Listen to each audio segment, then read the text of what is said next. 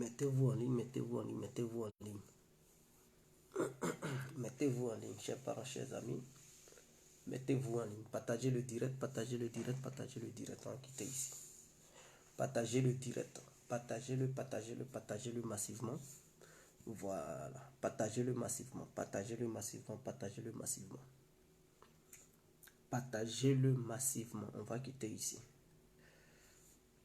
Partagez le direct massivement. On va quitter ici. J'espère que vous allez bien. Partagez-le, partagez-le. Partagez le direct dans les groupes. Partagez le direct sur vos murs. Invitez vos amis, taguez vos amis et n'hésitez surtout pas à vous abonner sur GG Complet. Voilà la page GG Complet. Abonnez-vous massivement. Et n'hésitez surtout pas à me donner les étoiles. Donnez mes étoiles en quitté ici. Voilà. Tous ceux qui vont tourner, que Dieu vous bénisse déjà. Alors donc, on ne va pas trop tarder. Hein. On va rentrer dans le but du sujet. C'est très important. Donc nous allons attaquer le sujet immédiatement. On attaque le sujet immédiatement. Alors, bonsoir, bonsoir à tous et à toutes. Pour tous ceux qui ne me connaissent pas, je suis l'incontournable guerre complet tout terrain. L'homme dont on parle, l'homme qui n'a pas fort aux yeux, l'homme qui ne mâche pas ses mots. Vous pouvez aussi m'appeler devant la vie. L'homme n'est rien, gouverneur italien, docteur Modon. Appelez-moi Bungun, laisse-moi mourir 5 heures plein droit, el padrino camari des eaux ou la mouja. Alors nous voilà à nouveau devant cette caméra pour parler de l'ordre de Volodymyr Zelensky qui demande l'assassinat de Vladimir Poutine. Il faudrait que ça soit clair. Les gens doivent le savoir. Alors, hier, Volodymyr Zelensky, bon, je vais l'appeler Zelensky, le président ukrainien, disait que il est sûr de lui, il est certain que les siens de Vladimir Poutine vont le mettre hors d'état de nuire. C'est-à-dire quoi? Il dit qu'il est sûr à 100% et convaincu que certains proches de Poutine vont tuer Poutine. En réalité, faites bien l'analyse. En réalité, ce ne sont pas les Russes qui en veulent la mort de Poutine. Je vous le dis, en réalité, ce ne sont pas les Russes qui en veulent la mort de Poutine. Ce sont les Occidentaux, les Américains y compris. Depuis le début, ils ont toujours dit que pour eux, la mort de Poutine mettra fin aux hostilités qui se passent en Ukraine. Parce que l'OTAN a mal. Est-ce que vous comprenez? L'OTAN a un problème sérieux face à la Russie. L'OTAN n'arrive pas à atteindre ses objectifs face à la Russie. L'OTAN a provoqué la guerre. Est-ce que vous comprenez? Je dis bien l'OTAN a provoqué la guerre parce que c'est l'OTAN qui a poussé la Russie à intervenir. C'est l'OTAN qui a poussé Volodymyr Zelensky à intensifier les frappes sur l'est de l'Ukraine. L'objectif de l'OTAN, c'était de démembrer la Russie, désarmer la Russie, affaiblir la Russie. Et suite à ça, ça allait s'apprendre à la Chine pour avoir la domination du monde totalement. Et essayer de grignoter pour ajouter au sein de l'Union européenne d'autres pays de l'Asie-Pacifique, d'autres pays du Caucase, c'est-à-dire l'étranger proche de la Russie, les pays qui sont aux alentours de la Russie, les grignoter pour les mettre au sein de l'OTAN, au sein de l'Union européenne. Donc, pour y arriver, il fallait coûte que coûte provoquer un conflit entre l'Ukraine et la Russie. Et suite à ça, ils allaient supporter l'Ukraine de façon massive et détruire la Russie sur le plan économique, militaire et sur le plan politique. Et ils ont tenté, ils ont cru que leur objectif allait être atteint. Ils n'avaient pas pensé que la Russie allait tenir jusqu'à ce point. Donc, ils voient qu'ils ont provoqué l'affaire. Cette affaire a commencé depuis 2014. Ils ont provoqué cette affaire. En 2022, la Russie a intervenu en Ukraine. Mais avant l'intervention de la Russie, puisque Ursula von der Leyen avait dit que c'était en 2021 que l'Union européenne et les Américains avaient déjà préparé les sanctions contre la Russie. Que dès que la Russie a attaqué l'Ukraine, les sanctions qu'ils ont prises, c'était des sanctions qui avaient été déjà préparées en 2021. Ça veut dire qu'ils avaient déjà un plan arrêté. Si vous n'avez pas de plan arrêté, pourquoi la Russie n'avait même pas encore attaqué l'Ukraine? vous aviez déjà fait des réunions pour préparer des sanctions contre la Russie. Ces sanctions-là, c'était pour faire quoi? En réalité, ils avaient déjà un projet. Et le projet, ils étaient convaincus que si l'Ukraine attaquait l'est de l'Ukraine, le gouvernement de Kiev attaquait l'est de l'Ukraine, où il y a des russophones, la Russie allait intervenir. Et donc, pour ça, ils avaient déjà préparé les sanctions en amont, c'est-à-dire en 2021, que les sanctions avaient été déjà préparées. Donc, c'était des sanctions préparées et gardées au four. En 2022, ils ont demandé à Kiev de multiplier les attaques. Objectif, pousser la Russie à intervenir. Mais la Russie ne pouvait rien faire d'autre que d'intervenir. D'autres disent non, la Russie est tombée dans le piège. Non. La Russie ne pouvait pas regarder Kiev massacrer la population russe. C'est-à-dire les Occidentaux soutenaient Kiev pour massacrer. Donc si la Russie montrait cette faiblesse vis-à-vis des Occidentaux, mais les Occidentaux n'allaient pas s'arrêter en Ukraine, ils allaient s'en prendre à d'autres pays. Parce qu'ils vont dire, bon, la Russie est un pays qui est incapable de défendre ses concitoyens. La Russie est un pays incapable de défendre ses intérêts. Donc la Russie était obligée d'intervenir. Or, ils avaient déjà préparé le coup. Quand la Russie est intervenue, plus de trucs aux sanctions, où Joe Biden a dit que si jamais la Russie rentre en Ukraine, ils vont détruire la Russie, l'économie russe, de la manière que la Russie n'a jamais vue. Et ils vont ramener la Russie au XVIIIe siècle. Bruno Le Maire est sorti, il dit non, ils vont détruire l'économie russe totalement à la télé. Bon, leurs sanctions en disant que non, ils faisaient sortir les banques russes du système SWIFT, c'était fini, la Russie ne pouvait plus faire du commerce avec le reste du monde, ils allaient isoler la Russie économiquement, diplomatiquement et militairement à travers le monde. Ils ont pris des sanctions, plus de sanctions. Les sanctions émises contre la Russie, aucun pays au monde n'a jamais été frappé par de telles sanctions. Depuis que le monde a été créé. Cuba, oui, c'est l'Amérique seule qui a pris des sanctions. Mais je vous parle d'une Amérique plus d'une grande Europe. Eux-mêmes, ceux qui ne font pas partie de l'Europe, ont pris des sanctions contre la Russie. Mais tout ce qu'ils ont fait, ça a été caduque. Leurs sanctions n'ont pas apporté les effets escomptés. Et donc, du coup, ils ont été surpris de voir la Russie résister et continuer son opération spéciale. Ils ont envoyé toutes les armes dont ils disposaient. Ils ont envoyé ceux qui disent non, l'Occident en retard en matière d'armement. Non. Depuis le début, ils ont envoyé des armes. Même avant que la Russie n'intervienne, ils avaient déjà commencé à envoyer des armes. Qui n'a pas vu ça? Donc, on ne regardait pas les chaînes occidentales qui mentent à longueur de journée. Avant même que la Russie ne rentre en Ukraine, ils avaient déjà envoyé des armes, des milliers d'armes, des avions défilés à Kiev. Et ils avaient rempli de Kiev d'armes occidentales. Il faudrait que les gens le sachent. Et quand la Russie a commencé, ils ont toujours continué d'envoyer des armes. L'objectif, c'est parce que la Russie a détruit toutes ces armes. Qu'est-ce qu'ils n'ont pas envoyé? Les drones, même les drones marins, ils ont envoyé ça. Les drones aériens, ils ont envoyé tout. Les missiles anti-navires. Le Moskova, ce sont des missiles anti-navires occidentaux qui ont touché ce navire. Ils ont envoyé tout ce qu'ils pouvaient. Les HIMARS, les César, les trucs, les chars de guerre, tout ce qu'ils pouvaient, ils ont envoyé. Même les avions de guerre, ils ont envoyé des avions de guerre. Mais ils n'ont pas encore envoyé des avions de guerre de marque occidentale d'abord. Mais tous les avions de guerre de l'Union soviétique qui se trouvaient dans les pays, dans les anciens pays de l'Union soviétique qui font partie maintenant de l'Europe, tous ces avions, ils ont pris ça pour envoyer ça truc. Maintenant, les systèmes de défense aérienne, ils ont déjà envoyé les différents systèmes de défense dont dispose l'Occident en Ukraine. Il n'y a aucun pays qui possède un système de défense aérien, un système de défense anti-aérien, qui fait partie de l'OTAN qui n'a pas donné ça à l'Ukraine.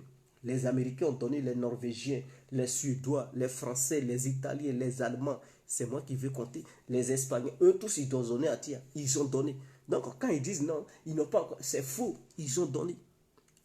La réalité, c'est que ils parlent beaucoup, mais l'OTAN est un tigre en papier. L'OTAN est un tigre en papier. Ils parlent beaucoup. Mais c'est le caleçon qui est gros, sinon il n'y a rien dedans.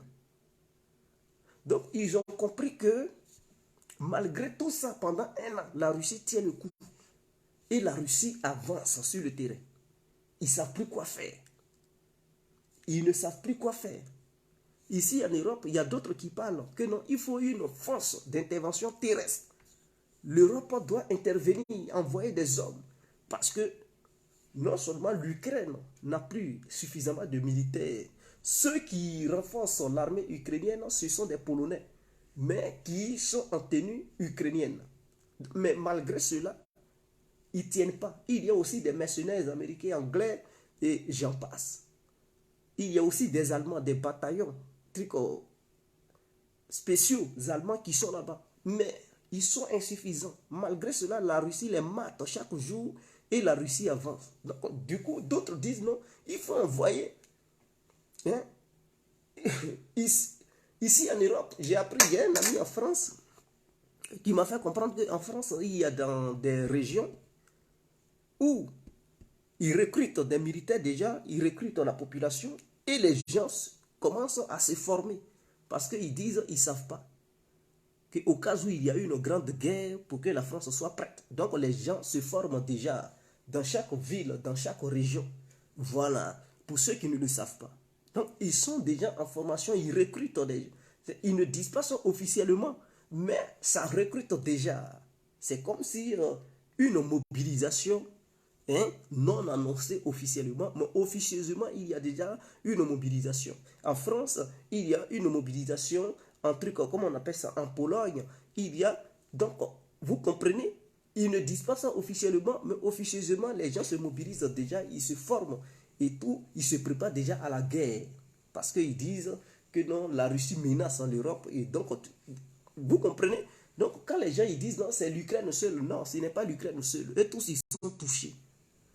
Le problème, c'est que les armes dont ils disposent ne peuvent plus rien faire parce qu'ils ont cru que les armes qu'ils avaient envoyées là-bas pouvaient changer le coup des trucs de la guerre. Mais ils comprennent que non, rien ne va changer le coup de la guerre.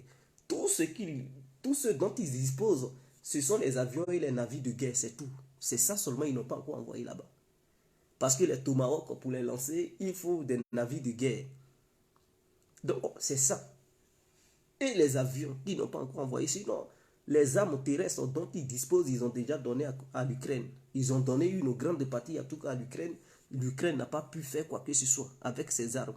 Leurs mercenaires n'ont pas pu faire quoi que ce soit avec ses armes. Donc, eux tous, ils sont là, ils se disent, mais on fait comment? Qu'est-ce qu'on fait? Parce que la défaite de l'Ukraine est égale à la défaite de l'OTAN. Ils ne savent plus quoi faire. Ils réfléchissent. Là, ils ne peuvent pas demander un cessez-le-feu, ils ne peuvent pas demander de négociations. Parce que s'ils demandent un cessez-le-feu, suite aux négociations, la Russie gagne. Puisque la Russie occupe toujours 20% du territoire ukrainien. Donc, malgré leur coalition, qui est forcée, les Ukrainiens vont dire, mais vous nous avez blagué en disant que non, vous alliez nous soutenir pour libérer le Donbass, c'est-à-dire Lugansk et Donetsk. Mais suite à ça, vous nous avez poussé à bombarder ces deux régions. Poutine a intervenu, la Russie a intervenu, mais la Russie encore a augmenté les deux régions, c'est-à-dire au lieu de Lugansk et Donetsk, il y a eu Kherson qui s'est ajouté et il y a eu Zaporizhzhia qui s'est encore ajouté. Donc les Ukrainiens vont dire, mais les gens de l'OTAN, ils nous ont blagué. Mais si on savait, on allait accepter l'accord du Minsk qui stipulait que non, il fallait donner une certaine petite indépendance à Lugansk et Donetsk. Comme ça, Kherson et Zaporizhzhia étaient sous le contrôle ukrainien. Mais les Occidentaux ont blagué les Ukrainiens. Ils ont dit non, non, non, non, non, non, pas question. Vous allez récupérer Donetsk et Lugansk. Nous allons vous soutenir. Si la Russie intervient, nous allons vous soutenir. Nous allons battre la Russie militairement parlant. Et c'est-à-dire, ceux qui sont à Kiev, ils ont cru. Ils ont provoqué maintenant, au lieu de Lugansk et Donetsk, la Russie a encore ajouté un Guassou. Donc, ils sont surpris. Donc, du coup, ils ne peuvent plus dire ils n'ont qu'à arrêter. Parce que s'ils arrêtent, c'est comme une trahison. C'est comme une incapacité.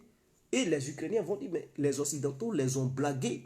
Ce qui fait que les autres pays qui sont aux alentours de la Russie vont, même si les Occidentaux les poussent pour dire non, rentrer dans l'OTAN ou dans l'Union européenne et tout, ils vont dire non.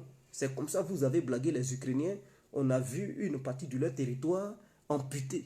Donc nous ne voulons pas provoquer ces mêmes trucs et voir nos pays être divisés, amputés encore. Donc du coup, aucun pays ne va encore accepter les chantages ou bien le chantage des pays occidentaux.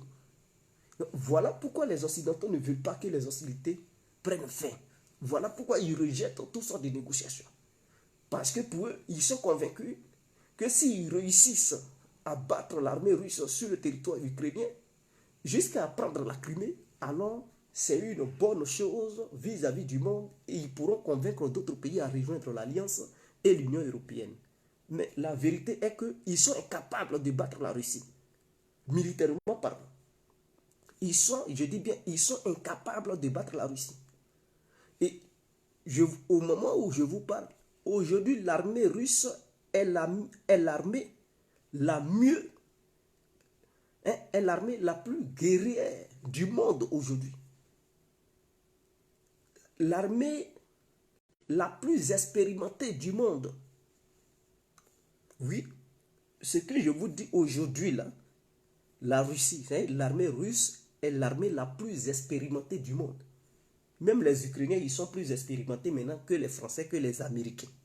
Parce que les Américains, ces dernières années, les guerres qu'ils ont fait, ils n'ont jamais fait une guerre de haute intensité. Une guerre où ils croisent un adversaire du truc de taille, qui a une grande technologie. Ce que la Russie fait là.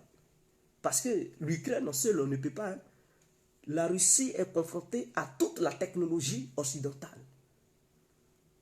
Information, renseignement, ça permet au service de renseignement russe d'être encore plus efficace en matière de renseignement de guerre. Est-ce que vous comprenez?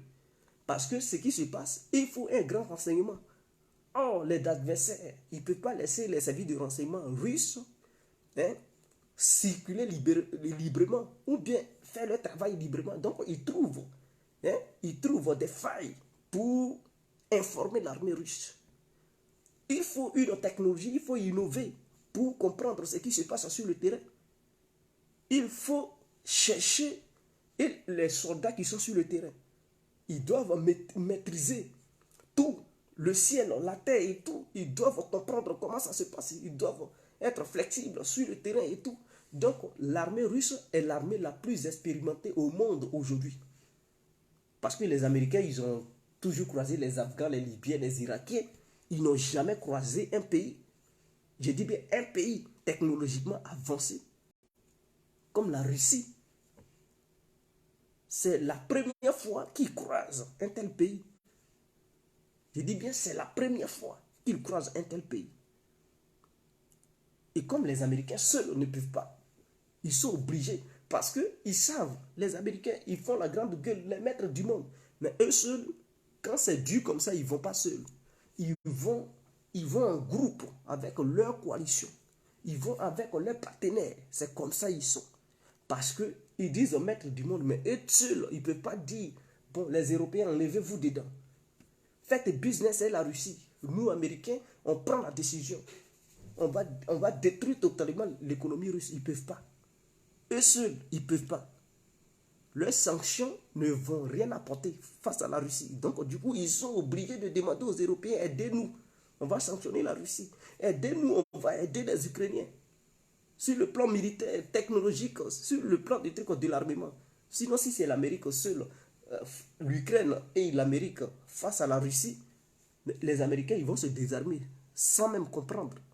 Ils vont vider leur dépôt d'armes sans rien comprendre. Donc, ils sont obligés de prendre toutes les armes occidentales. Vous comprenez de la manière dont la Russie était armée? Vous imaginez combien de fois la Russie était armée?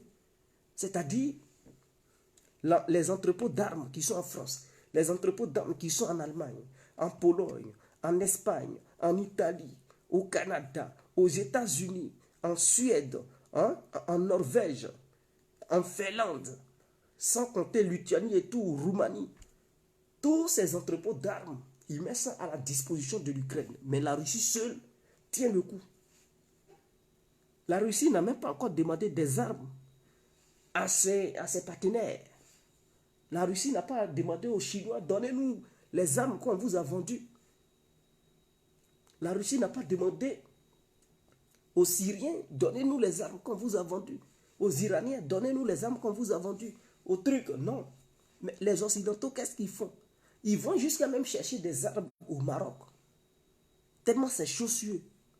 Ils s'en vont chercher des armes où les Russes avaient vendu des armes, ou bien l'Union soviétique avait vendu des armes. Ils s'en vont là-bas pour chercher ces armes. Ils sont même allés jusqu'en Amérique latine, en Amérique du Sud, pour demander aux Sud-Américains de donner les armes que l'Union soviétique avait vendues ou bien la Russie avait vendues. Ils puissent donner ça à l'Ukraine. Parce que chez eux, ça ne suit plus. Les industries de l'armement européen ne suivent plus la cadence. Ils tiennent des gros discours, mais en réalité, ce n'est pas ça. Olaf Scholz et Macron, quand Zelensky était arrivé à Paris, ils ont demandé à Zelensky de trouver des voies et moyens pour négocier immédiatement. Et en même temps, au grand jour, nous allons soutenir l'Ukraine jusqu'au bout. Mais non, dans les coulisses, ils demandent à Zelensky de négocier parce que ça ne va pas. L'objectif, c'est de temporiser les trucs pour qu'ils puissent encore fabriquer des armes, armer encore l'Ukraine et relancer la guerre en question à tout moment. Donc pour eux, l'Ukraine est un champ de jeu qu'ils vont utiliser à chaque fois qu'ils aimeraient plutôt déclarer la guerre à la Russie. Ils vont utiliser l'Ukraine en fait. Donc qu'est-ce qu'ils veulent faire? Ils veulent temporiser les choses de la manière qu'ils avaient fait pour l'accord de Minsk. Donc si les Russes acceptent une telle négociation, ils vont geler le conflit et préparer encore l'Ukraine, armer l'Ukraine. Même si dans les accords, ils disent bon, on ne va pas armer l'Ukraine, mais ils ne vont pas respecter ces accords. Ils sont comme ça. C'est des gens, ce qu'ils écrivent, ils ne respectent pas ça. Donc, ils vont dire bon, on est pour le désarmement de l'Ukraine, on est pour une Ukraine neutre et tout. Ils vont dire ça. L'objectif recherché, c'est d'empêcher la Russie d'aller encore loin. Donc, qu'est-ce qu'ils vont faire? Les Russes vont dire bon, on est d'accord et tout.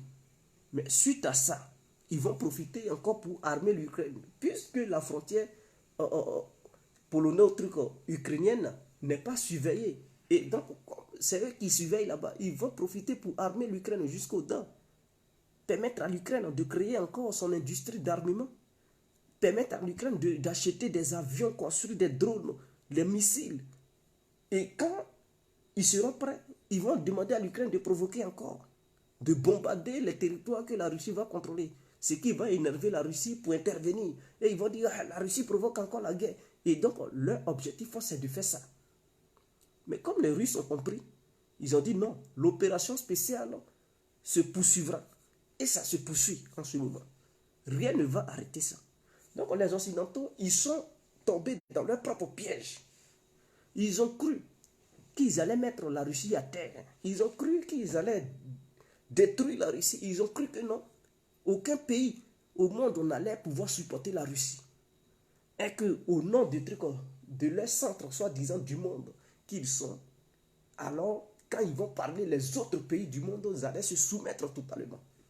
Mais leur calcul, ils ont compris que le calcul n'était pas ça. À l'ONU, oui, certes, d'autres pays condamnent la Russie. Mais ces pays qui condamnent la Russie continuent de faire des affaires avec les Russes. Donc, ils ne comprennent pas. Ils se disent, mais vous condamnez la Russie. Vous dites, non, la Russie n'a qu'à quitter l'Ukraine immédiatement. Vous votez pour. Mais en même temps, vous continuez à faire business avec la Russie. Ah, c'est comment ça? Et donc, du coup, ils ne comprennent plus rien. Alors, leur objectif, c'est de tuer Poutine.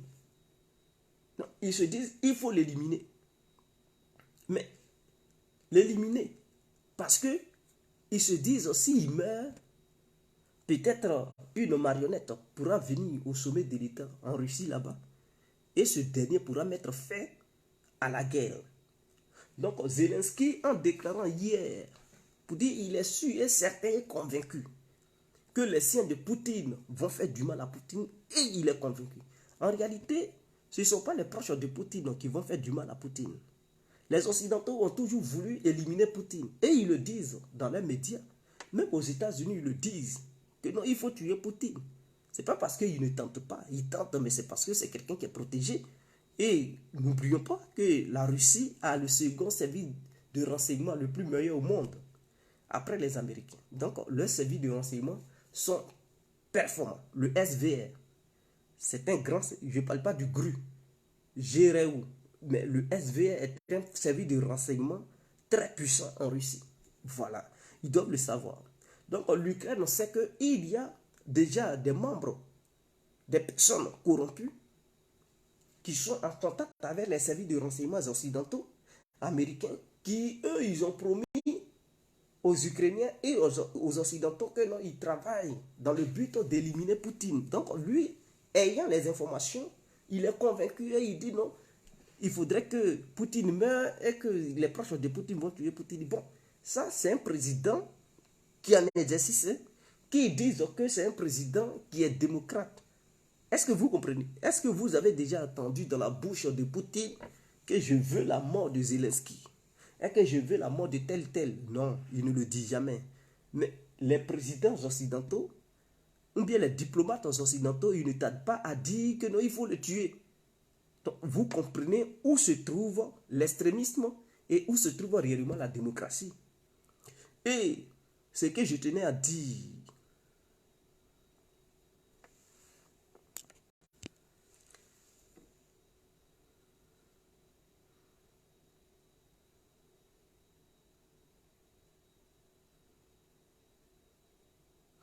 donc, ce que je tenais à dire,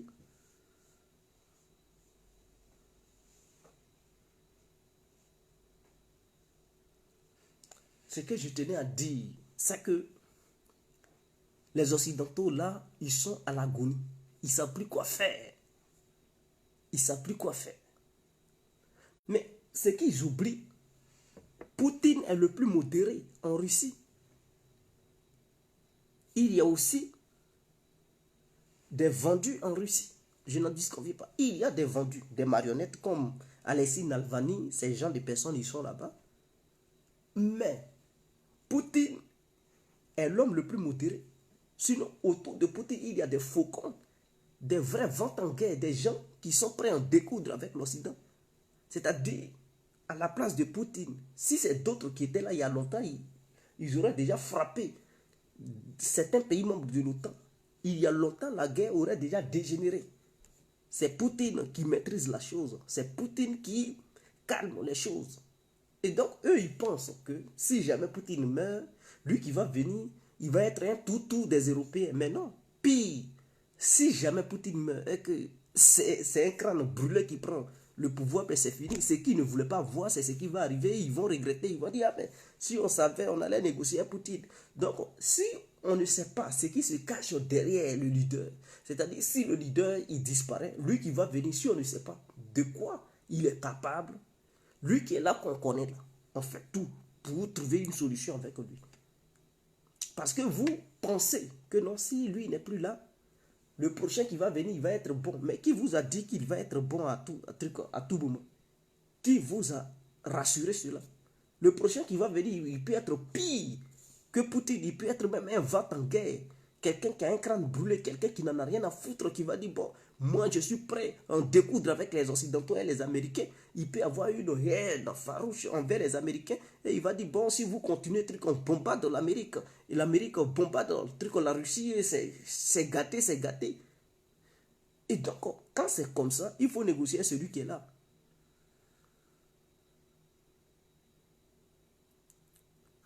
Oui, s'ils s'apprennent à Poutine, c'est une grosse bêtise pour eux. Parce que si jamais Poutine meurt, ce n'est pas un civil qui va prendre le pouvoir. S'ils font l'erreur de tirer sur Poutine, ce n'est pas un civil qui va prendre le pouvoir. Ce sont des militaires qui prendront le pouvoir automatiquement en Russie. Et ces militaires ne vont pas se soumettre aux forces de l'OTAN. C'est-à-dire qu'ils sont déjà en concurrence. C'est-à-dire les Occidentaux doivent le savoir. Donc si jamais ils le tuent, les militaires vont prendre le pouvoir et ils vont dire non, nous sommes en temps de truc de guerre et que la constitution dit quand le président n'est pas là, oui, celui-ci va venir, mais pour le moment, nous sommes en temps de guerre et que notre président a été assassiné. Donc, nous voulons, en tant qu'armée, contrôler le pays. Et là, ça va devenir grave parce que l'armée va vouloir riposter parce que son chef a été touché. Et ça peut dégénérer en même temps. Parce qu'au sein de l'armée, il y a des faucons. Il y a des gens qui en veulent en découdre avec l'OTAN. Mais comme lui qui est le chef suprême de l'armée, qui est Poutine, il calme ses soldats. Mais ils ne pourront pas le tuer. C'est ça aussi le plus important. Ils ne pourront pas. Et la Russie a donné l'ordre à ses pilotes. Tous les pilotes russes ont reçu l'ordre de se préparer pour la bataille décisive. Oui, les pilotes russes ont reçu l'ordre de se préparer moralement pour la bataille décisive. C'est-à-dire quoi? C'est-à-dire Poutine, jusqu'à présent, l'aviation russe n'a pas été utilisée intensément. L'aviation russe, normalement, n'a pas été utilisée intensément. La Russie utilise quoi comme aviation? Ce sont ses hélicoptères. Les K-50, le Mi-24. C'est ça, non? Les Mi-24, non, les Mi-28, les K-50, les K-58 ou bien quoi, la 52. Ce sont ces hélicoptères qui sont utilisés en Russie avec les bombardiers, hein, les MiG-25, les Mi-24. Non, je dis les Sukhoi, hein, 24 et les Sukhoi 25 qui sont utilisés la plupart des temps. Maintenant, c'est quand la Russie veut mener des frappes en profondeur qu'elle utilise les Sukhoi 35, les Sukhoi 34, les Sukhoi 30, quelquefois pour lancer certains missiles, hein, par jour. Et chaque semaine, en fait, elle prend une journée pour lancer ses missiles et tout. Maintenant, elle a 16 avions, hein, 16 avions, c'est-à-dire parmi les 16 avions se trouvent les Sukhoi 35, les Sukhoi 34 et les Sukhoi 30 qui sillonnent, hein, tout autour de l'Ukraine pour essayer de repérer les avions ukrainiens, les MiG-29 ukrainiens s'ils décollent ou bien les hélicoptères pour les abattre en l'air. C'est tout. Mais la Russie n'a pas utilisé, hein, son aviation. La Russie a au moins 4000 avions à sa disposition. Pour ceux qui ne le savent pas, la Russie a 4000 avions. Et à ce que je sache, elle a commencé à produire les Sukhoi 57 en série. Donc, elle en avait 4. Sukhoi 57, elle en avait 4. Et elle a produit, hein, d'autres 4 encore. Il n'y a pas si longtemps, elle a livré encore 4 Sukhoi 57. Donc, ça lui fait 8 Sukhoi 57. Et elle veut produire en nombre. Voilà. Et la Russie a décidé, parce que le chat T-14 à Mata, c'était 8 chats qui devraient sortir par mois dans l'usine. Chaque mois, 8 chats devraient sortir. Maintenant, la Russie a décidé de produire 18 chats par mois. Donc, accélérer la cadence, 18 chats par mois qui devraient sortir de l'usine. Voilà. Donc, voici un peu. Et il y a d'autres armes. Elle ne fait que, elle a lancé la production en masse des sous-marins. Voilà, des sous-marins diesel et nucléaires. Elle a livré 2 sous-marins il n'y a pas si longtemps, avant-hier. Sous-marins diesel. Et elle prévoit de livrer d'autres sous-marins nucléaires pour que ces sous-marins puissent porter des nouvelles armes. Hein? Les nouvelles armes hypersoniques. Voilà. Donc, il y a déjà des bâtiments à surface qui portent ces armes hypersoniques, mais la Russie veut équiper, hein, les nouveaux sous-marins de nouvelle génération de missiles hypersoniques uniquement. Voilà, donc, voilà, 4500 avions. 4500 avions. Donc, elle n'a pas encore utilisé beaucoup son aviation. Maintenant, quand les gens, les Européens disent non, la majeure partie, la moitié de trucs hein, de la main des terres russes a été détruite. Mais la Russie a 12 000 trucs, à 20 000 chars. 20 000 chars. Et 12 000 chars sont opérationnels. Parmi les 20 000, il y a 12 000 qui sont opérationnels. Ce qui se passe en Ukraine, est-ce que l'Ukraine a déjà détruit au moins 6 000 chars russes? Ce qui est faux. Donc, quand ils disent non, la moitié des trucs, c'est du n'importe quoi. C'est le pays qui a plus de chars au monde, la Russie.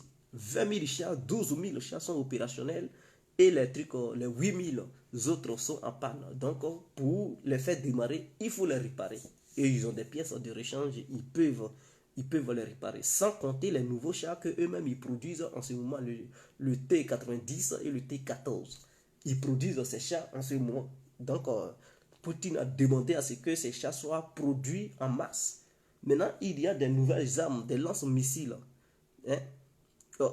Smash. Il y a des lance-missiles Smash de nouvelle génération. Les missiles qu'on vous appelez les lance-roquettes, voilà, les lance-roquettes Smash, qu'on appelle souvent, voilà. Il y a une nouvelle génération comparée à ceux de l'Occident, c'est-à-dire avec une précision extrême, qui sont dirigés par le GLONASS, c'est-à-dire le satellite GLONASS, et avec infrarouge, qui sont très précis aussi. Ils ont présenté ça au salon d'Abu Dhabi. Voilà, ils ont présenté ça, c'est différent. C'est différent, ce sont des lance-roquettes multiples qui sont différents de ceux qui sont sur le terrain. Ils ont présenté 20 nouvelles armes différentes. Les Russes ont présenté 20 nouvelles armes différentes avec ça. Donc ils ont dit c'est très très précis, ce sont des lance-roquettes de nouvelle génération et ça y est en production en série en ce moment en Russie. Donc qui dépassent leurs trucs, leur quoi là, il n'y a qui dépassent leur truc depuis truc, leurs concurrents occidentaux en fait. Donc voilà un peu. Voilà un peu ce qui se passe. Donc ne vous inquiétez pas, il y a déjà des avions militaires russes qui s'amassent non loin de l'Ukraine, qui se préparent à déclencher une guerre aérienne totale. C'est-à-dire cette fois-ci, la Russie veut utiliser son aviation pour frapper fort l'Ukraine, bombarder massivement. Vous allez voir Zelensky en train de courir, se réfugier. Donc, non, Stingers, les Stingers, ça, ce sont des trucs, des armes anti-chars. Je ne parle pas de Stinger et tout. Donc, voilà un peu ce qui se passe. Non, mais Bakhmut, on va tomber, Bakhmut, on va tomber. En fait, ce que les Russes font à Bakhmut, pourquoi d'autres disent Bakhmut, on ne tombe pas, Bakhmut ne tombe. Non, ce qu'ils font, c'est qu'ils sont entourés la ville. Ils sont encerclés la ville. Donc, chaque jour, ils avancent. Hein. Même s'ils n'avancent pas dans la ville même, là, ils avancent. C'est-à-dire, qu'est-ce qu'ils font? La ville est là, par exemple. Eux, ils grignotent tout autour. Et puis, ils prennent à côté, ils coupent les axes. Ils coupent les voies qui permettent à la ville de recevoir des trucs, des armes, de recevoir des militaires. Donc, ils sont là coupés et ils entourent, de la manière ils ont entouré Mariupol. Mariupol, ils avaient entouré tout Mariupol et puis à un moment donné, Mariupol ne pouvait plus recevoir de renfort. C'est ce que les Russes ils font. Eux, c'est comme ça ils mènent leur guerre quand ils font la guerre. Parce qu'ils savent que la ville est protégée. Les gens ont creusé des trucs.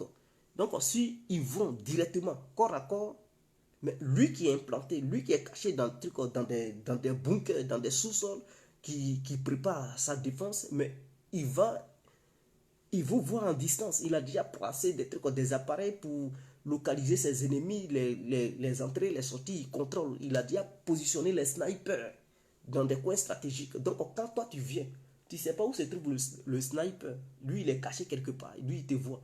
Lui qui est enterré, il est caché quelque part avec son arme. Il y a d'autres, ils se cachent dans les forêts, ils se camouflent avec les aides. Donc, toi qui viens l'attaquer, tu es en danger. Tu peux perdre plus d'hommes que celui qui est caché qui t'attend. Donc, pour éviter une confrontation directe, et avoir une grande perte de vie humaine. Mais les Russes ne vont plus au contact direct. Qu'est-ce qu'ils font? Ils contournent les défenses ukrainiennes, ils passent tout autour, à côté, et puis ils bloquent les entrées et les sorties. Et maintenant, il y a d'autres qui sont positionnés avec des frappes à longue distance pour bombarder, frapper la ville. Frapper la ville, frapper la ville. Et l'aviation rentre dans la ville pour pilonner les trucs, les coins stratégiques. Et c'est comme ça qu'ils font. Donc, du coup, voilà pourquoi ils pleurent.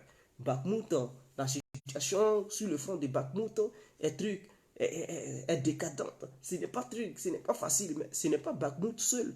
La Russie est en train d'attaquer sur plusieurs fronts et elle est en train d'élargir le front. Elle attaque maintenant vers Kharkiv. Kharkiv qui avait été libéré par les Ukrainiens, il y a encore des combats en ce moment parce que le front commence à s'élargir. L'objectif de la Russie, c'est de disperser les forces ukrainiennes, les pousser à aller sur plusieurs fronts pour ne pas que les forces ukrainiennes se regroupent pour préparer des contre-offensives. Parce que si tu veux préparer des contre-offensives, il te faut des milliers de soldats, des matériels. Mais pendant que tu prépares, tu apprends que non, là-bas est attaqué. Mais les appareils militaires que tu prépares pour aller faire ta contre-offensive, tu es obligé de prendre là-bas pour aller défendre notre front. Les militaires dont tu as à ta disposition pour faire une contre-offensive, tu es obligé de dire, bon, écoutez, la contre-offensive, on programme ça pour un autre jour, mais pour le moment, c'est chaud, l'autre front est chaud, allez-y là-bas, parce que si on ne fait pas la partie du truc, il y a des villes qui vont tomber et notre pays est en danger. Donc, du coup, ça empêche l'Ukraine de préparer une contre-offensive. Le front est large et la Russie a grandi le front chaque jour, attaque d'autres villes, des nouvelles villes. Donc, du coup, ça fait que l'Ukraine ne sait plus comment faire. Ce n'est plus le Donbass seulement. Ce n'est pas la région de Donetsk. Il y a Zaporizhia qui est attaqué. Il y a Kharkiv qui est attaqué. Il y a Lugansk qui est attaqué. Il y a plusieurs trucs vers la Biélorussie. C'est menacé. Donc, du coup, les Ukrainiens, ils ne savent plus quoi faire. Chaque jour, ils perdent des matériels. Ils reçoivent des matériels, mais ils perdent des milliers de matériels par jour. Donc, ce qu'ils reçoivent pour préparer leur contre-offensive, ils sont obligés d'envoyer ça au front. Ils ont montré déjà un char Léopard 2 qui a été détruit hier par Wagner. Wagner a détruit ça. Donc, ils ont filmé le char. Oui, il y a déjà des chars allemands sur le terrain. Ce que les gens vous font croire que non, ils sont là pour former les soldats, c'est faux. Il y a déjà des chars allemands sur le terrain. La Pologne a déjà envoyé. Même l'Allemagne a déjà envoyé. En fait, ce qu'ils vous disent dans les médias pour dire qu'ils sont là les former, ça c'est superficiel. Officieusement, ils ont déjà envoyé en fait. Parce qu'ils ne peuvent pas dire la date exacte à laquelle ils envoient. Pour ne pas que ces chars se fassent bombarder en cours de route. Donc qu'est-ce qu'ils font? Ils disent non, on est là les préparer pour faire endormir la partie adverse. Mais en réalité, ils ont déjà envoyé ça. Est-ce que vous comprenez? Et ces chars souvent sont pilotés par les Occidentaux. La Russie n'a pas besoin d'une aide militaire de la part de la Chine. La Russie est une puissance, mes frères. C'est les gens qui minimisent. Là où la Russie peut avoir besoin d'aide, parce que les Occidentaux, quand ils disent oh, la Russie, la Chine va aider militairement, c'est eux qui ont besoin d'aide militaire. C'est eux qui vont toujours en coalition. Si la Russie avait besoin d'aide, c'est la Biélorussie qui allait commencer déjà, qui allait rentrer dans la danse avant que la Chine en rentre, puisqu'ils sont plus proches que les Chinois. La Biélorussie n'est même pas encore rentrée en danse. Et vous dites la Chine, non. Où la Chine peut aider la Russie? Bon, peut-être c'est en matière de drones, parce que la Russie n'a pas pris au sérieux cette technologie de drones. Depuis que l'histoire des drones est sortie, les Russes ne se sont pas concentrés sur les drones. Eux, ils ont fait des recherches au niveau des trucs de l'aviation de 5e génération, au niveau des missiles intercontinentaux, au niveau des missiles hyper-véloces qui vont vite, c'est-à-dire hypersoniques, au niveau des drones sous-marins hein, qui vont exploser pour faire des grands dégâts. Donc, ils se sont concentrés sur ces genres de technologies. Au niveau des missiles nucléaires, des petits missiles de croisière, mais dont le moteur est nucléaire. Est-ce que vous le savez? Donc, ce sont des missiles de croisière. Mais le moteur est nucléaire et ce sont des missiles à portée illimitée. Donc, c'est un missile qui peut voler pour faire le tour de la Terre puisque c'est nucléaire. Donc, l'énergie ne finit jamais. L'énergie du missile ne finit pas. Et ça vole à basse altitude. Les Russes ont fabriqué ça. Donc, ils étaient là chercher ces gens de technologie. Ils ont fabriqué ça, mais puisque c'est un missile de croisière et que le truc, le moteur nucléaire, s'il frappe quelque part, ça va laisser des trucs, des dégâts nucléaires. Voilà pourquoi ils n'utilisent pas ça en Ukraine. Ils ne peuvent pas utiliser ça en Ukraine puisque la population est mélangée. Il y a russophone et tout. Et vous savez, dans l'Ukraine, il y a la Biélorussie de l'autre côté, il y a truc, la Transnistrie de l'autre côté, il y a la Russie ici. Une frappe nucléaire, ça peut affecter aussi les forces russes. Donc, il est hors de question pour la Russie d'utiliser des armes nucléaires sur le territoire ukrainien. Et les Ukrainiens comprennent bien ça, les Européens comprennent bien ça. Voilà pourquoi ils font truc, ils font n'importe quoi. Est-ce que vous comprenez? Donc, les Russes ne peuvent pas utiliser ces genres de missiles sur le territoire ukrainien. Mais eux, ils ont délaissé les drones. Donc, ils sont en retard en matière de drones. L'Iran, la Turquie, la Chine, Israël, l'Amérique, ce sont des pays qui se sont concentrés sur la technologie des drones. Donc, eux, ils ont développé plusieurs gammes de drones. Maintenant, ce qui se passe en Ukraine, les Russes découvrent qu'il faut des drones, non seulement pour le renseignement, et que les satellites ne suffisent pas. Il faut des drones pour des frappes et des renseignements pour guider les missiles. Donc, ils ont compris qu'il leur manquait cette technologie, les drones. En matière de missiles, ils sont à la pointe, hein. Ils sont forts. Guerre électronique, ils sont là. En matière de trucs d'avion, il n'y a aucun souci. Des chats, il n'y a aucun souci. Des trucs. Tout ce qui est missile, oui, mais c'est le drone qui leur manque. Voilà pourquoi ils ont signé ce partenariat avec l'Iran, qui est un leader en matière de drone. Oui, l'Iran est un leader en matière de drone. Les Chinois aussi, ils sont leaders en matière de drone. Est-ce que vous comprenez? Les Russes, ils fabriquent leurs propres drones, je n'en disconviens pas. Mais ils ne se sont pas trop concentrés sur ça. Ils n'ont pas fabriqué beaucoup de drones. Ils ont fabriqué peu de drones.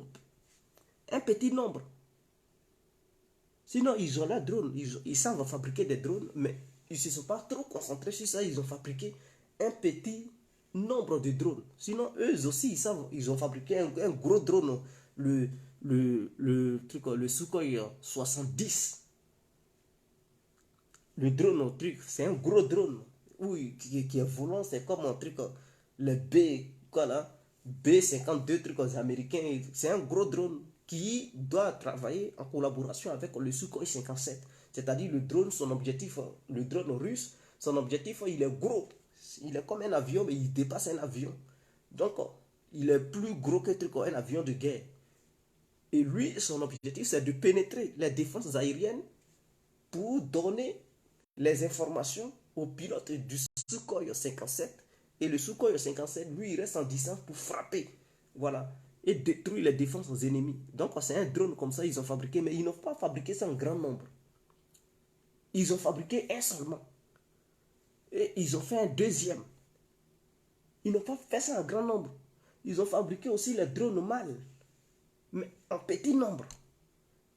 Les drones kamikazes en petit nombre. Mais quand c'est comme ça, ça ne peut pas marcher. Donc, ils ont vu qu'ils n'avaient pas assez de drones. Voilà pourquoi ils ont signé un partenariat avec l'Iran qui, elle, a plusieurs types de drones. Plusieurs gammes de drones. Des drones à longue portée, des drones à moyenne portée, des drones kamikazes. Ils ont tout. En retour, la Russie propose à l'Iran de l'aider à développer ses missiles balistiques. Donc, qu'est-ce qui se passe? L'Iran a fait un transfert de technologie de drone à la Russie. Donc, il y a une usine que la Russie a construite et cette technologie de drone iranienne dont l'Iran a donné à la Russie, ça permet à la Russie de fabriquer maintenant ses propres drones et la Russie veut maintenant améliorer ces drones pour que ces drones puissent être des drones qui vont aller très vite rapide et frappé. Donc, toute gamme de drones, la Russie, ils ont même demandé, Poutine a donné l'ordre à ce que les drones soient produits en nombre illimité. Voilà, donc ils vont maintenant produire les drones mâles, plusieurs types de drones, kamikazes, drones de renseignement et tout, et ils ont commencé à produire ça. En retour, la Russie a promis à l'Iran de lui donner des avions de guerre, parce que l'Iran n'a pas ça, n'a pas sa flotte aérienne, manque de trucs, d'avions de guerre, de frappe en profondeur. Donc la Russie va vendre les Sukhoi, hein, les Sukhoi 35 à l'Iran, ce qui va permettre à l'Iran de prendre ses avions et aller frapper à une distance de 3000 km en profondeur avec des missiles air-air, des missiles air-sol et tout. Et donc, ça va permettre à l'Iran d'avoir une capacité aérienne de se défendre contre des agresseurs aériens qui vont attaquer le pays sur le plan aérien. La Russie a promis aussi à l'Iran de l'aider à fabriquer ces missiles balistiques pour augmenter la portée parce que l'Iran fabrique déjà ces missiles balistiques. Mais leurs portées sont limitées. L'Iran fabrique des missiles balistiques à 2000 km, à 3000 km. La Russie veut aider l'Iran à avoir une capacité d'une frappe de 5000 km à 6000 km pour permettre aux pays, aux Américains qui rôdent autour de l'Iran, pour permettre à l'Iran d'être en mesure de frapper des navires américains qui vont être stationnés dans la mer, porte-avions ou quoi que ce soit, et décoller leurs avions là-bas dans le cas où, au cas où l'Iran serait attaqué par les Américains et leurs alliés. Eux, ils aiment stationner leurs navires dans la mer, ils décollent leurs avions, ils bombardent et puis se retournent. Donc la Russie veut donner cette capacité à l'Iran à menacer les navires américains et européens qui s'adhéraient à se stationner dans la mer, non loin des côtes iraniennes, à 2000 km ou bien 1000 km. Parce qu'un navire qui est situé à 5000 km des côtes, les avions vont s'affaiblir. Les avions seront obligés d'être accompagnés par des avions ravitailleurs et tout, ce qui affaiblira, hein, les aviateurs et les avions. Et donc le système de défense aérien se prépare. Et lui, que vous venez attaquer, s'il dispose d'avions, alors ça peut provoquer une guerre aérienne. Parce que ces avions aussi peuvent décoller pour aller contre vos avions. Donc, ce qui va faire que les navires de guerre qui sont stationnés dans la mer ne peuvent plus tirer. Puisque ces navires ne peuvent pas s'approcher à une distance de 1000 km pour dire il va lancer des missiles de croisière. Puisqu'il y a une distance de 1000 km, le pays qui est là, il dispose de missiles de croisière qui sont des missiles à longue portée, qui vont aller frapper à 1500, 3000 km. Donc, du coup, tous les navires vont reculer, ce qui va donner l'incapacité à ces navires de s'approcher de vos côtes. Donc, ces navires ne pourront plus tirer sur vous. Donc, voilà un peu ce que la Russie veut donner à l'Iran. C'est ce qui inquiète les Occidentaux et les Américains pour dire, ah, mais c'est un partenariat qui est dangereux et risqué. Or, une telle portée, une telle technologie que la Russie veut donner à l'Iran, puisque l'Iran est déjà à 84%, 84% de l'enrichissement de l'uranium, il lui reste 6% pour fabriquer son arme atomique. Et donc, si la Russie donne une capacité à l'Iran d'avoir des missiles à une portée de 5000 à 6000 km, ce qui va menacer directement l'Europe. Même si ça ne peut pas atteindre les États-Unis, mais ces missiles peuvent atteindre les territoires européens. Ce qui fera que si l'Iran est menacé, l'Iran peut dire, si vous m'attaquez, alors je peux riposter sur les territoires européens. Voilà un peu ce qui se passe en fait.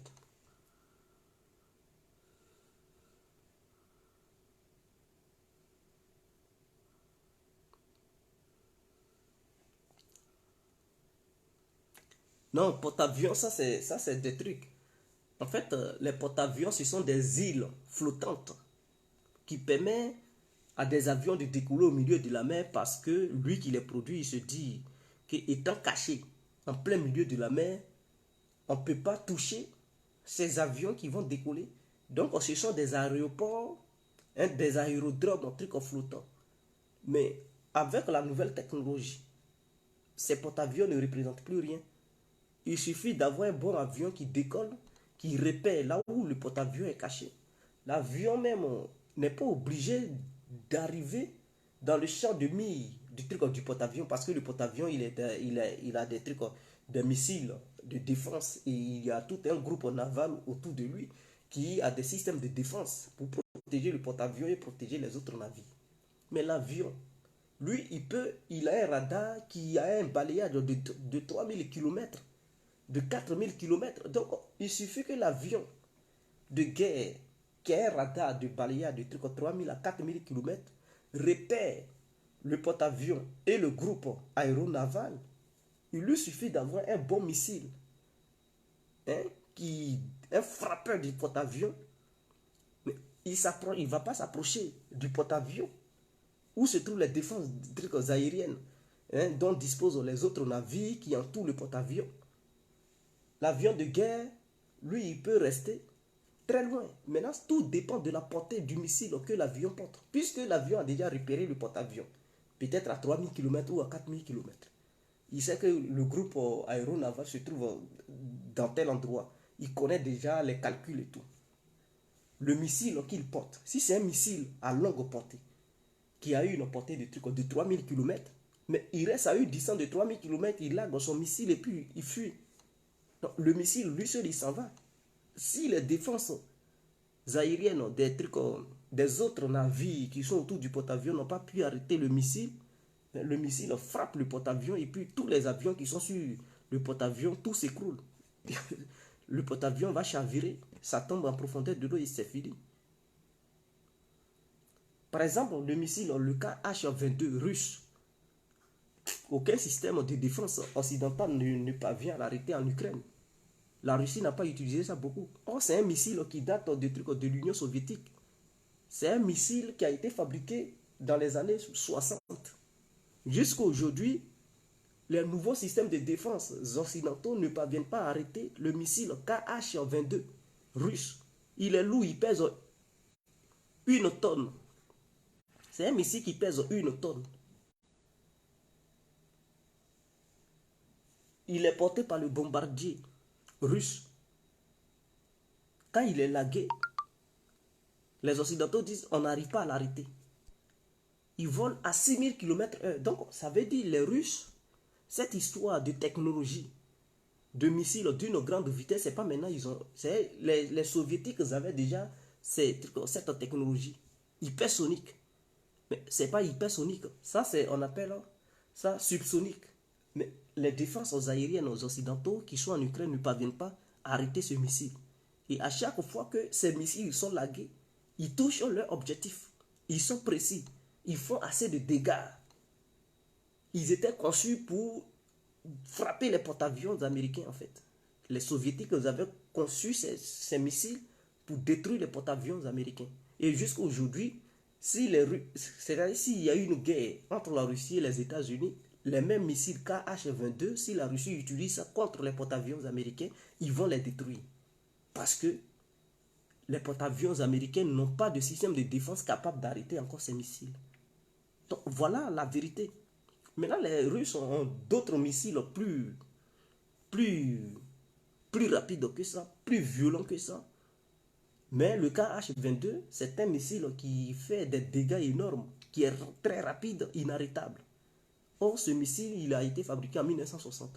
De 1960 en 2023, ça fait combien d'années? Le missile même, il est vieux. Mais il est encore... Il fait assez de dégâts. Face aux nouveaux missiles, les nouveaux missiles ne parviennent pas à l'arrêter. Donc voilà un peu la vraie vérité.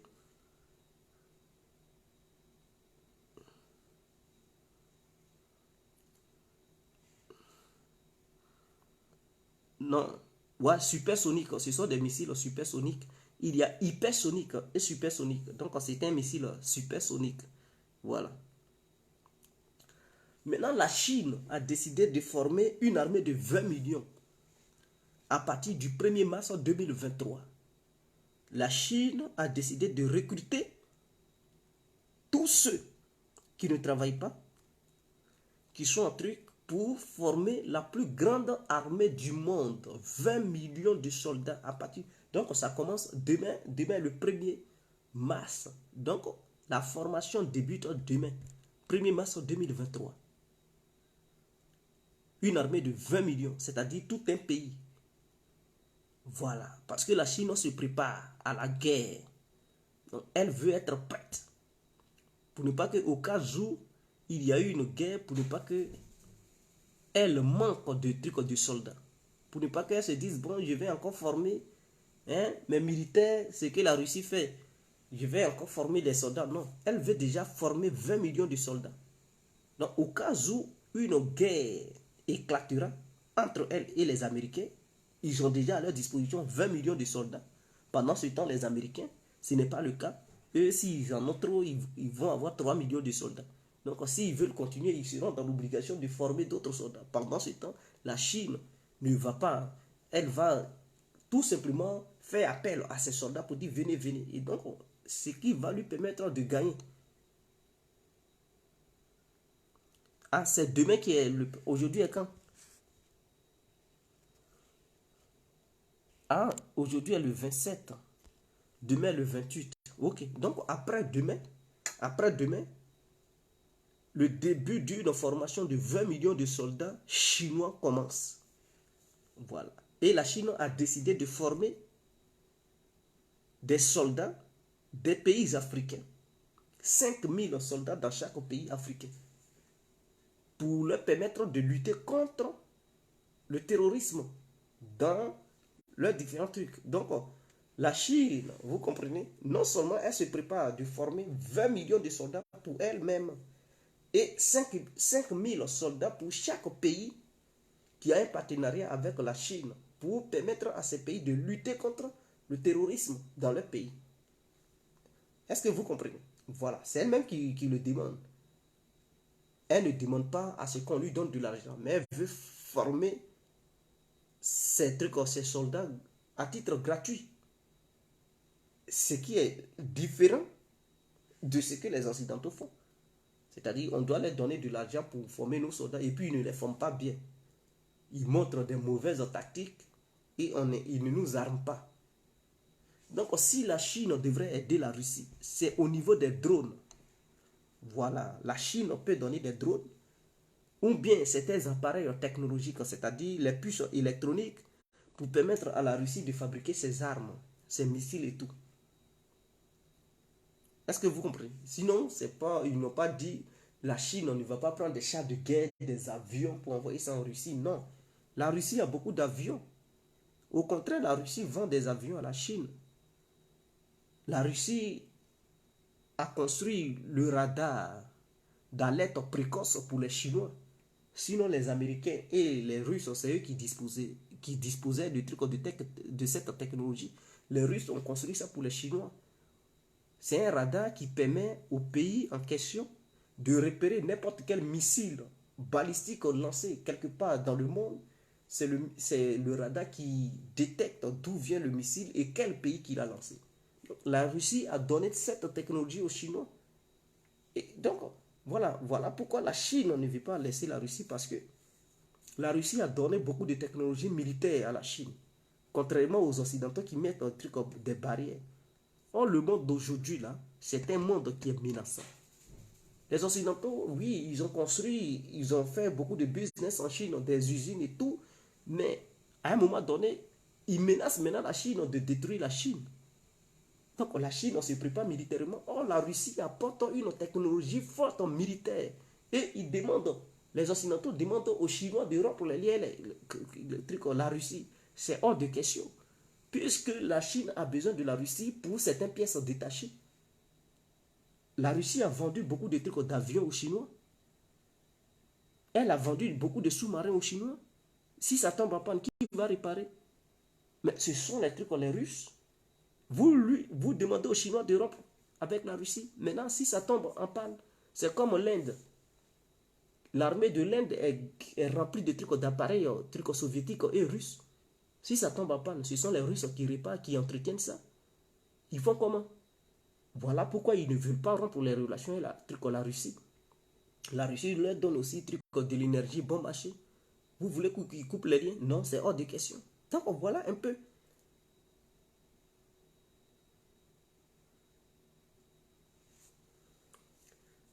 J'ai dit, la faiblesse de la Russie, c'est qu'elle ne dispose pas de drones en quantité et elle ne s'est pas concentrée sur les drones. En truc. Voilà. Donc ça, c'est une faiblesse. Mais elle est là, rattraper son retard. Elle est en train de rattraper son retard dans la technologie des drones. Maintenant, la Russie aussi, sa faiblesse, c'est que elle mène l'opération avec assez d'humanisme. Elle ne frappe pas fort. Elle dit, elle n'a pas envie de détruire assez de trucs de vie civile. Et c'est ça en même temps sa faiblesse. Parce que en faisant ça, elle n'avance pas vite. Parce qu'elle ne met pas de tapis de bombes pour détruire tout ce qui est sur son chemin. Parce qu'elle n'a pas envie de détruire la population civile qu'elle veut défendre, qu'elle veut libérer. Donc ça fait que ça ne montre pas réellement la puissance de son armée. Voilà pourquoi des gens, non, est-ce que... Voilà ça. Parce que la Russie a un projet, c'est de récupérer les Ukrainiens qui sont maltraités par le pouvoir en place. Et donc si elle commence à laguer des tapis de bombes, mais ça va tuer ces Ukrainiens. Or, la Russie veut peupler la Russie avec une grande partie de l'Ukraine. Est-ce que vous comprenez? Parce que les soldats russes qui meurent, il faudrait qu'ils soient remplacés par des citoyens. Mais ces citoyens, ce sont des citoyens ukrainiens qui sont des russophones. Et l'est de l'Ukraine, ce sont des russophones. Même jusqu'à Kiev, il y a des russophones qui sont à Kiev. Donc si la Russie veut bombarder tout ça, mais non seulement elle va tuer ses propres concitoyens qu'elle prétend vouloir libérer. Donc voilà, il y a ce problème-là en fait. Il y a ce problème-là. Donc du coup, voilà pourquoi Poutine a dit qu'ils n'ont qu'à faire attention pour ne pas tuer des civils. Vous voyez, on dit qu'il a des missiles. On dit les missiles se sont abattus, truc. Mais bilan, on dit non, un civil mort, 2 civils blessés. Ah, on dit 100 missiles lancés. Mais combien de civils qui sont tués? Non, c'est 3 personnes qui sont blessées, ou bien 3 personnes qui sont mortes. Ça veut dire quoi? Ça veut dire ces missiles quand même qui ont été lancés par milliers, ou bien par centaines, n'ont pas vidé les civils. Ils ont visé quand même des points stratégiques. Donc, ça n'a pas touché les civils. Maintenant, les civils qui meurent, ce sont des défenses antiaériennes, les missiles lancés par les forces ukrainiennes qui s'abattent aussi les immeubles et ça provoque des morts civiles. Donc, ce qui veut dire que la Russie, réellement, elle ne vise pas les civils. Sinon, tu ne peux pas larguer 100 missiles et puis on dit il y a 3 blessés ou bien 3 morts. Et ça les fait des milliers de morts. Si tu visais les civils, ben, ça laisse apprendre à des citoyens civils.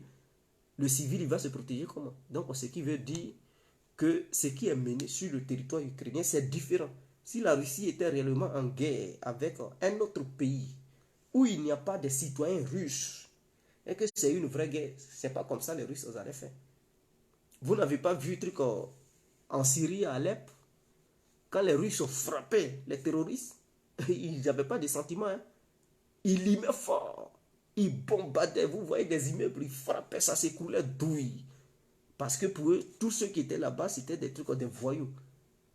Leurs familles, les barbiers, ils bombardaient tout. Mais cette fois-ci, elle fait face à une situation qui est très délicate, où il y a des pro-russes qui, eux, ils veulent la libération. Ils veulent aller du côté des trucs de la Russie, mais ils sont bloqués par les forces ukrainiennes. Donc, il n'y a pas passage pour rejoindre l'autre côté russe. Et les Russes veulent la libérer. Et parmi eux se trouvent des Ukrainiens qui sont armés jusqu'aux dents, qui viennent de l'ouest de l'Ukraine. C'est-à-dire à Lviv et tout, on leur donne des armes, on dit allez-y vers l'est, défendez là-bas. Donc c'est ceux-là qui sont là-bas. Bon, la Russie mène les opérations spéciales doucement. Et elle perd beaucoup, elle perd des soldats. Mais elle ne peut pas dire comme je perds des soldats, je vais commencer à laguer des bombes n'importe comment, tuer tout le monde. Non, quand c'est comme ça, mais la population qu'elle veut libérer va se retourner contre elle. On va dire, mais au lieu de nous libérer, vous venez nous tuer. Donc, c'est très délicat. Voilà pourquoi les opérations avancent lentement mais sûrement. Ne vous inquiétez pas. la Russie va atteindre ses objectifs. Donc, la Russie veut atteindre le Dniepr. C'est-à-dire, quand vous voyez l'Ukraine est divisée en deux comme ça. Il y a un fleuve qui divise l'Ukraine en deux. C'est ce fleuve-là, la Russie veut atteindre. Parce que de l'autre côté de l'Ukraine, ceux qui sont là-bas, ils sont anti-russes. C'est des gens, ils n'aiment pas les Russes. Mais ceux qui sont de l'autre côté du fleuve, c'est des gens, ils aiment les Russes. Voilà. Donc, la Russie ne peut pas envahir toute l'Ukraine parce qu'il y a des citoyens là-bas qui sont hostiles à la Russie. Ils sont contre la Russie. Et si la Russie prenait toute l'Ukraine, mais ça va faciliter l'OTAN d'avoir des informations sur la Russie. Parce que ceux qui sont anti-russes, ils vont travailler contre la Russie, ils vont commencer à placer des explosifs, créer le désordre au sein de la Russie. Donc la Russie n'est pas bête, elle prend la partie qu'est-ce que les gens les aiment et que l'autre partie où les gens ne les aiment pas, ils ne vont pas aller là-bas. De peur de ne pas créer du terrorisme au sein de sa nation. Voilà.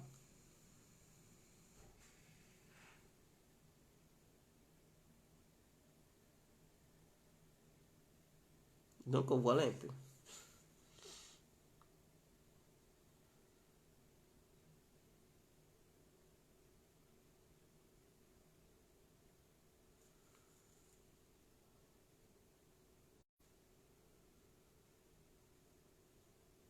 Voilà, voilà, oui, voilà. Bernie Prince. Le plan chinois, en fait, c'est la vision russe. Aller jusqu'à Dniepr. Voilà pourquoi les Chinois ont dit, bon, où la Russie a déjà, on met ça sous le contrôle de la Russie. Maintenant, jusqu'au Dniepr, ça devient une zone démilitarisée. Il ne doit pas avoir des trucs. En fait, c'est le plan russe. Et voilà pourquoi, c'est ça Poutine, lui, il veut atteindre coûte que coûte. Voilà, aller jusqu'au Dniepr. Et l'autre côté, il laisse là-bas totalement. Il laisse là-bas. Mais lui, il veut aller jusqu'au Dniepr.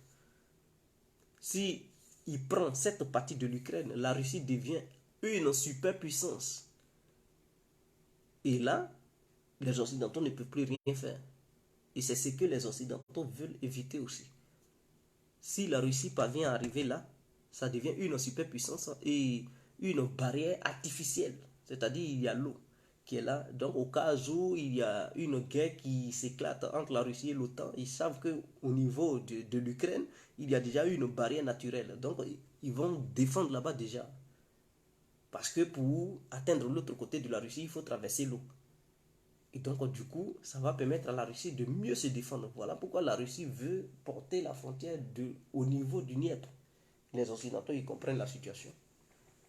Parce que s'il n'y a pas, ils n'arrivent pas jusqu'à où il y a l'eau, et qu'il y a une guerre qui éclate, les Occidentaux peuvent facilement faire déplacer leur chars de guerre, leur truc, vous comprenez, pour lancer des offensifs directement sur le territoire russe. Or, si ça est au niveau de l'eau, et que la frontière est là-bas, la Russie peut mieux défendre là-bas et renforcer au niveau de la Lituanie, de l'Estonie et tout, et au niveau de la Biélorussie.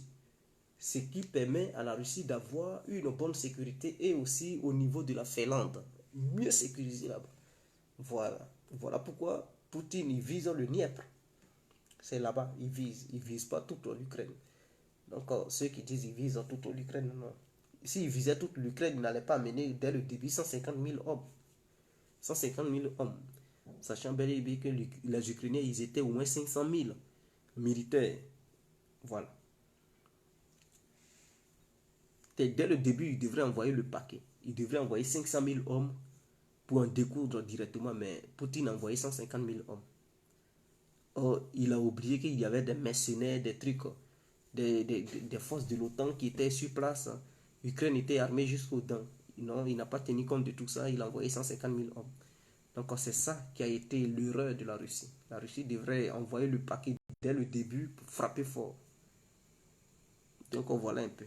Allez, ciao, on est ensemble.